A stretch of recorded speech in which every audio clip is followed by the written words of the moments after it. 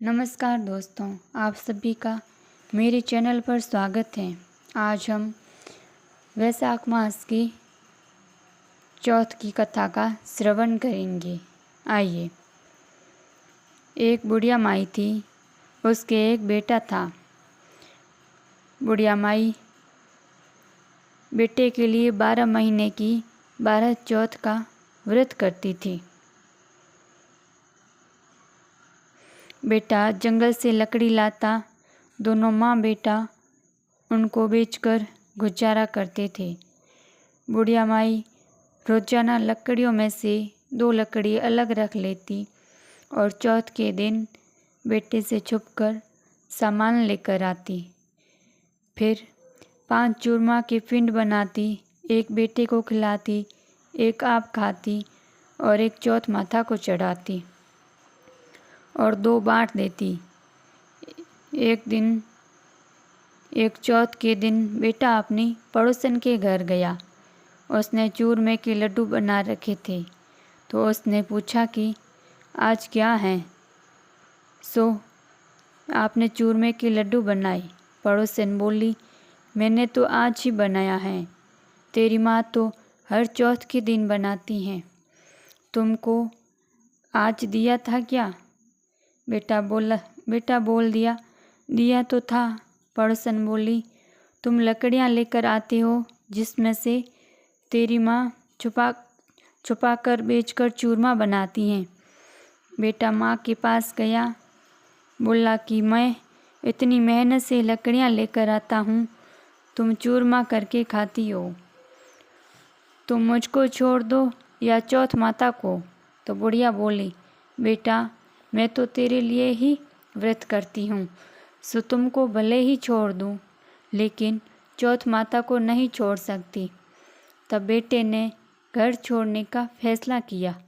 तो माँ बोली, तुम जा रहे हो, लेकिन मेरे हाथ का आखा लेकर जा, तेरे ऊपर जो भी संकट आएगा चौथ माता के नाम पर इन्हें पुकार देना, संकट दूर हो जाएगा।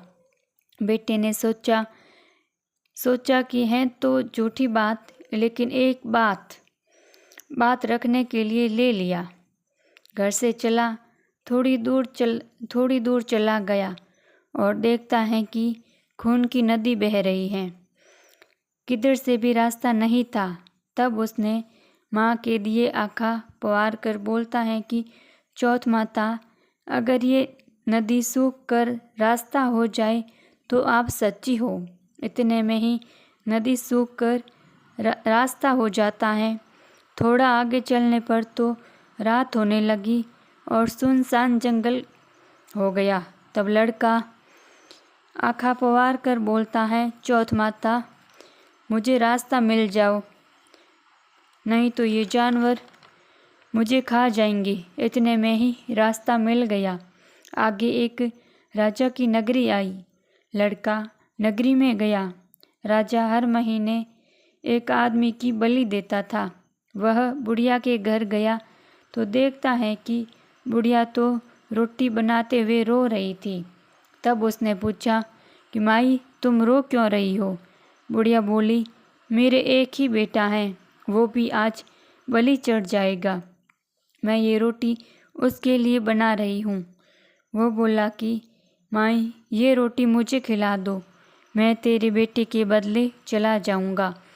माई बोली, रोटी तो खिला दूँगी, लेकिन तुझे कैसे भेज दूँ। उसने उसे रोटी खिला दी। रात में सोते समय बोला कि राजा का बुलावा आए तो मेरे को जगा देना। आधी रात को बुलावा आया। बुढ़िया माई सोचने लगी, पराये पुत्र ने कैसे बलि चढ़ा दूँ। इतने में ही वह जग गया और जाने लगा। तो बुढ़िया माई से बोलने लगा और बुढ़िया माई से बोला कि मेरी पोटली और लाठी रखिए। बुढ़िया माई सोची कि आज तक कोई वापस नहीं आया, ये कैसे आएगा। राजा का आदमी उसे साथ लेकर चला गया।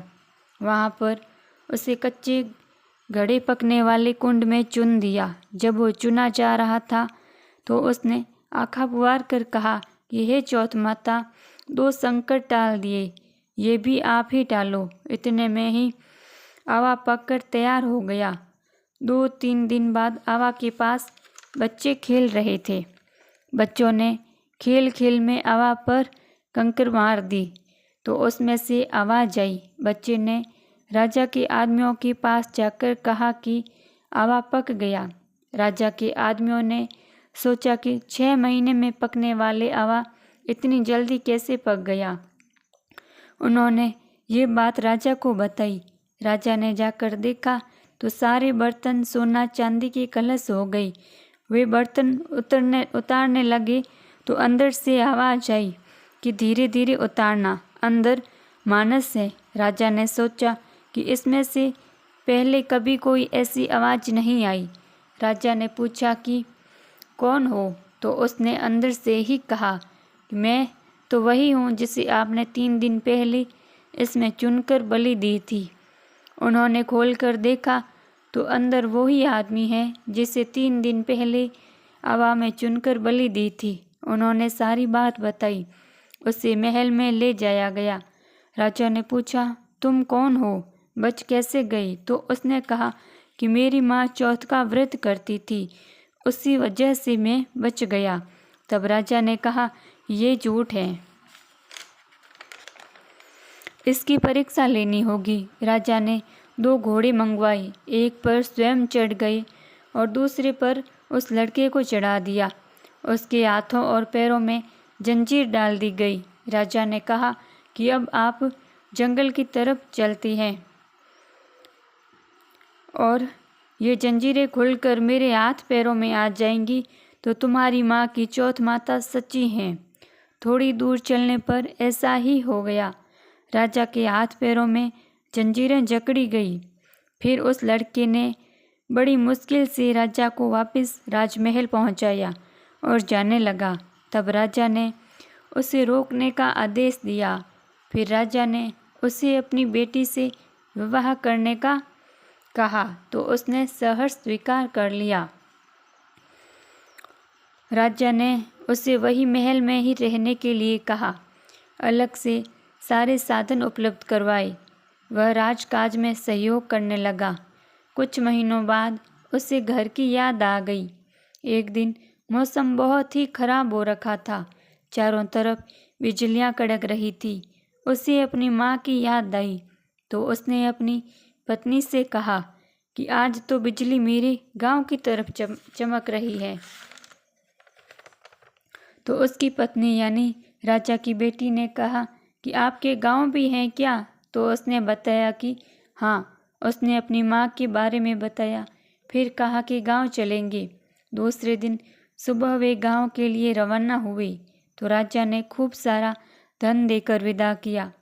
गांव के समीप पहुंचने पर लोगों को पता चल गया उसकी माँ से बुढ़ापे में लकड़ियाँ तो कटती नहीं थी, इसलिए गोबर के उपले बनाकर उन्हें बेचकर जीवन यापन कर रही थी। वह उपले बीन कर ला रही थी तो पड़ोसन ने बताया कि बुढ़िया माई तेरे बेटे बहू आ रहे हैं। तो उसने कहा कि मेरे भाग्य में बेटे बहू कहाँ हैं? एक बेटा था जिसे तुमने लगा बुझा के निकाल दिया। तो उसने कहा कि मैं सच बता रही हूँ, विश्वास नहीं हो तो देख लो। बुढ़िया ने छत पर जाकर देखा तो सच में गांव की तरफ एक लश्कर आ रहा था। घर आकर बेटे बहू ने पाँव छुए। बेटे ने कहा कि माँ तेरे चौथ माता के प्रभाव से मैं आज जिंदा हूँ। उसी दिन उसने पूरे गांव में यह कह दिया कि कल मेरे घर सामूहिक भोजन है। दूसरे दिन सबको भोजन करने के बाद खूब सारे उपहार देकर कहा कि चौथ माता का व्रत करें। चौथ माता जैसा उस बुढ़िया माई और उसके बेटे को संकट से बचाया वैसे ही सबको बचाना, पढ़ने वाले को और कहानी सुनने वाले को सभी को। संपूर्णम चौथ माता की कथा। और अब हम विनायक जी की कहानी पढ़ते हैं। आइए। एक बार गणेश जी वेश बदलकर एक चम्मच में दूध और अपनी मुट्ठी में चावल लेकर घूम रहे थे। हर घर जाकर कह रहे थे, कोई माई खीर बना दो। सबने मना कर दिया, इतने से खीर नहीं बनेगी। अंत में वह बुढ़िया के घर पहुंचा और बोला, माई खीर बना दो। बुढ़िया हंसकर बोली, इतने से खीर कैसे बनेगी? फिर भी मैं बैठी हूँ, लाओ बना देती हूँ। वह छोटा बर्तन लेकर आई तो गणेश जी बोले, माई बड़ा बर्तन चढ़ाकर बना, मैं गांव में बुलावा देकर आया हूँ। बुढ़िया माई ने सोचा, बावला है लेकिन उसका कहा कर देती हूँ। उसने एक बड़े बर्तन में खीर चढ़ा दी। उधर गणेश जी कहकर चले गए। थोड़ी देर में खीर से पूरा बर्तन भर गया। बुढ़िया माई ने सोचा, गांव में बुलावे कहकर गया है, पता नहीं बाद में खीर बचे या न बचे। तो बुढ़िया माई ने अपने लिए खीर निकाल दी और गणेश जी के नाम से भोग लगाकर खाने लगी। इतने में ही गणेश जी आ गई। बुढ़िया बोली, आ जाओ खीर खाओ। तब गणेश जी बोले, माई मैंने तो जब तुमने भोग लगाया मुझे याद किया तभी खीर खा ली। आप पूरे गांव को खिलाओ। जब तक पूरा गांव नहीं खा लेता तब तक तेरे भंडार में खीर खत्म नहीं होगी। ये कहकर गणेश जी अंतर्ध्यान हो गए। थोड़ी देर में बुढ़िया घर के अंदर गई तो देखा कि सारे बर्तन अनाज से भरे हुए हैं। सोना चांदी गहने आभूषणों से पूरा घर भर गया है। विनायक जी महाराज जैसा उस बुढ़िया माई को दिया वैसे ही सबको देना। कहानी पढ़ने वाले को, सुनने वाले को, सभी को। जय श्री गणेश।